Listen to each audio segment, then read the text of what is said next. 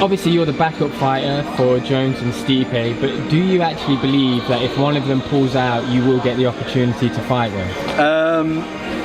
I like to think I would. I'm like ever the optimist with most things, but realistically, I don't think it's going to happen. But I am ready. Okay, like the fights at this point, it's like less than 2 weeks away. I'm ready to go. Like if they want me to jump in, I can definitely jump in now. I'm in good shape. I've been preparing for it. Obviously, it's difficult because I've not been preparing for one guy, but I am fit. I am ready to go, so if they need me, I will jump in, yeah. Because DC came out recently saying that you got to be crazy to believe that Jon or Stipe would fight you under those circumstances. What do you make to that? I think he's probably right.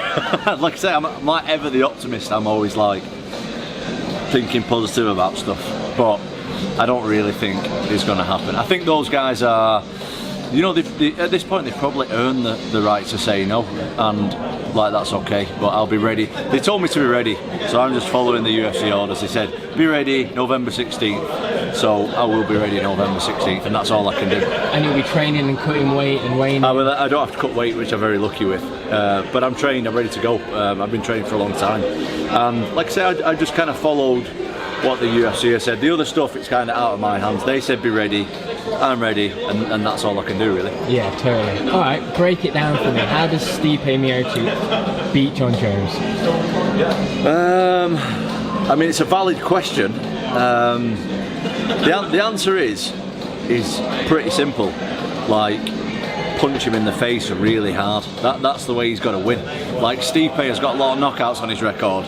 Jones, we don't know if Jones's power, I mean, he's not really known for his power anyway, but how does that look at heavyweight? It's still a bit of a question mark, whereas we know that Stipe, even at like 42, 43 years old, well, we don't know for sure, but we think that he still has that power and he can still knock somebody out. So the answer is hit Jon Jones clean in the face as hard as possible.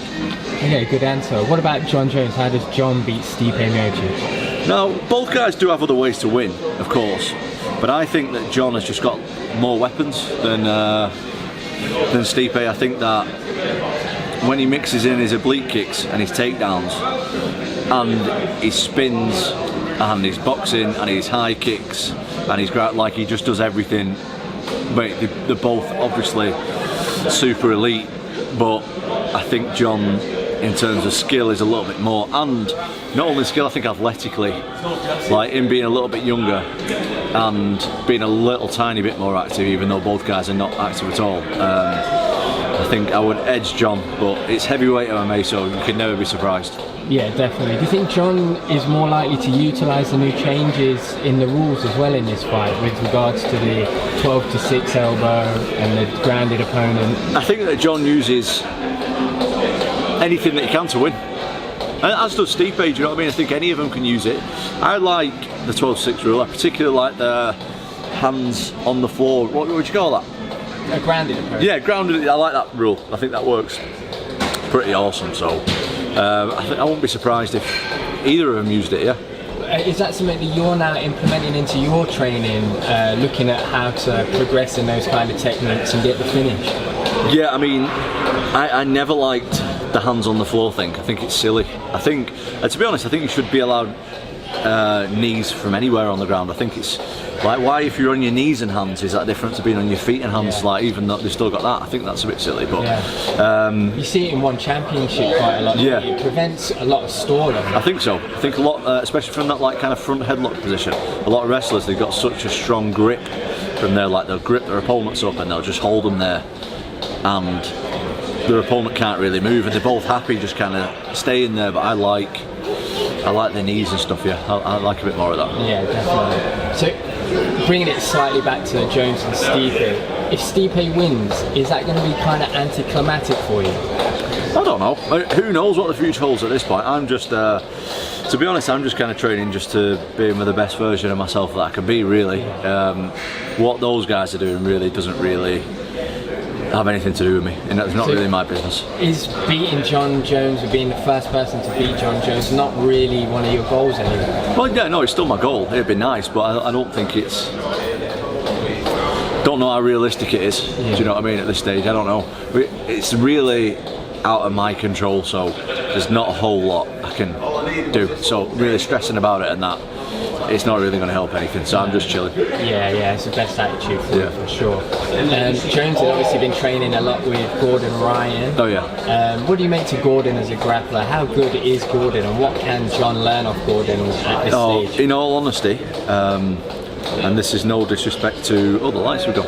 This is no disrespect to Gordon, but I don't know anything about pure grappling. I know they're good grapplers in MMA, but as far as like jiu-jitsu, for jiu-jitsu, I've honestly less than zero interest in it. Like, it just doesn't interest me, and yeah, it's part of MMA, but I feel like grappling for MMA and grappling for grappling are like two completely different things. Like, it just doesn't interest me at all. So Gordon Ryan and those kind of guys, I respect what they do. I respect that they spent a lifelong thing doing jiu-jitsu and martial arts, but as far as me as a viewer and me being interested in it, my interest is less than zero, so I can't really give an educated answer on that. So do you not think kind of like Gordon Ryan, he doesn't really understand jiu-jitsu in MMA because he hasn't had an MMA fight? I'm not saying that. I'm not saying that at all. I'm sure he does, but I don't know how much that progresses Jon, because I don't really know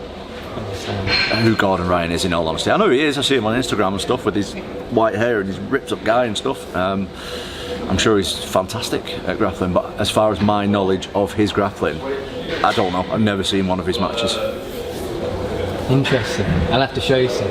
Yeah, I mean, you know, mate, it just doesn't. You know when something just doesn't interest you. Yeah. So I just wouldn't watch. It's fascinating grappling. that jiu-jitsu, pure jiu-jitsu, doesn't interest you as somebody who comes from a bit of a jiu-jitsu background. I know MMA is everything for you now, so it makes complete sense. But even just as the art form, honestly, it just even like doing pure jiu-jitsu.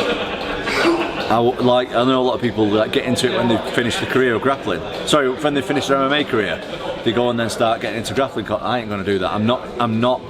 I do jiu-jitsu because it's part of MMA, and I love jiu-jitsu because it's part of MMA. Jiu-jitsu and grappling on its own. Same with striking, mate. Say like, I've just come back from Holland. I've just been sparring Rico Verhoeven for a week. Like, the best kickboxer ever, and I've sparred Rico for years and years. He's a good friend of mine. But after a week of just kickboxing, or a week of I'm bored. I like MMA. That's what I love, is MMA, and that's like an art form in itself to me. Is everything mixed together? That's an art form, and the individual sports of it, they don't really interest me at all. Like, even boxing, it doesn't. It's all right, but it's limited, and I like the art form of MMA. Yeah. Absolutely, mate. I don't think I've actually spoke to you since Volkov Pavlovich. Yes, yeah. Yeah, and them two used to be great friends, and then at the end of the fight, they seem to have fallen out. Yeah. What did you make to that? I don't know what the situation was. Obviously, both Russian guys. I don't think anyone will know from the outside. I don't know. It wasn't nice to see, though. I wanted to see a big embrace and a big hug and stuff after, but it was a good fight. I think that Volkov is really like coming on strong now, and I wouldn't be surprised if there was a rematch in the future between me and him. I think I knew he was good when I fought him, but I think in his last few performances he's improved a lot, and he's really finding his rhythm in the octagon, and it's good to see. Yeah, good to see. Yeah, that's awesome, man. Last few questions. Your live stream, I really enjoyed watching your live stream. It's really cool because when I first knew you didn't really like watching much MMA. I mean, the MMA you did watch was mainly heavyweight MMA. Yeah. And now it seems you're taking a bigger interest in the wider weight classes of MMA. So with that in mind, what did you make to the Topuria and Max Holloway fight? How impressed were you with Ilia? Well, I always keep up with the big fights. It's just the smaller guys. Like, for example, a bantamweight unranked guy, I wouldn't really know who he is. Do you know what I mean? And I still, to this day, my interest is really with my own division. But obviously the big guys in the other divisions, I know who they are, watch them, I'm a fan, of course. Mate, I'm pretty sure I made my debut at the same event as Ilia Topuria, or around that time. It was either my second fight in his debut or the other way around in Fight Island. And I remember watching him and thinking, this guy is fucking special, man. This guy has like got everything, and he's really good. And fighting out of Spain, it's a little bit weird because like MMA is not really that big there. So I was a bit like, this guy's coming out of Spain. Like this is a bit weird. It's like where people go on holiday. Do you know what I mean? There's not much MMA there. But mate, the guy, a credit to him, credit to his gym and his coaches. Like the guy's elite in everything that he does. And I said, in like a breakdown I did before, I said I wouldn't be surprised if Max Holloway got dropped in this fight. And that's not a knock on Max. It's just this guy hits hard as hell for a smaller guy. He hits hard as hell. Like the way he balances, like the way he distributes his weight between his feet when he throws his punches is incredible. Like it's something that any MMA fighter can look at and be like, that's what I need to do. And it's even more impressive, right? Because striking isn't his like first martial art. Yeah, but the guy's still like elite level. Of course, yeah. Yeah, so, I'm very impressed with him. Well, there's a fight coming up. Well, it's not coming up. There's a fight being spoken about. Let's say Ilia going up a weight class to fight Islam Makhachev. Yeah. And Ilia's come out saying he's going to be the first person to submit Islam. How do you see that? Do you think he can do that? Love the confidence, and I think a lot of people, they look at Ilia and people like that and think, oh, this guy's cocky, but I love it, you know. I'm like, that's what I need to aim for, is that level of confidence. That's the difference, isn't it? It's not cockiness, it's confidence. I mean, it probably is a bit of cockiness, but I like it anyway. I'm like, yeah, fair play. But yeah, I think it's a tough task. I think if anyone can do it, I wouldn't count him out. Do you know what I mean? I think Islam is like unbelievable, obviously, but I think it's he's got a chance. I'm saying he's got a chance. I'm not saying he's going to do it, but I'm saying he's got a chance. There's been like stories coming out from people like Gilbert Burns and Eddie Alvarez about. I've seen it. Yeah, about him knocking out sparring partners and doing really well with the Russian wrestlers and stuff. I've seen it. He's got to be legit then. Them guys are saying it. It must be legit. Khamzat Chimaev. How impressed were you with him? The guy's incredible. The guy's absolutely incredible. I think to do that to Rob Whittaker, it's just honestly inspires me to be like better, because you go in there and dominate a former champion like that easy without taking any shots, being completely one-sided. Inspiring, man. The guy's incredible. What's the limit for Khamzat? Oh, he's definitely going to be a champion. I want to see him in DDP next. That's nothing against Sean Strickland, but we've already seen that. I want to see him in DDP. That's what I want to see.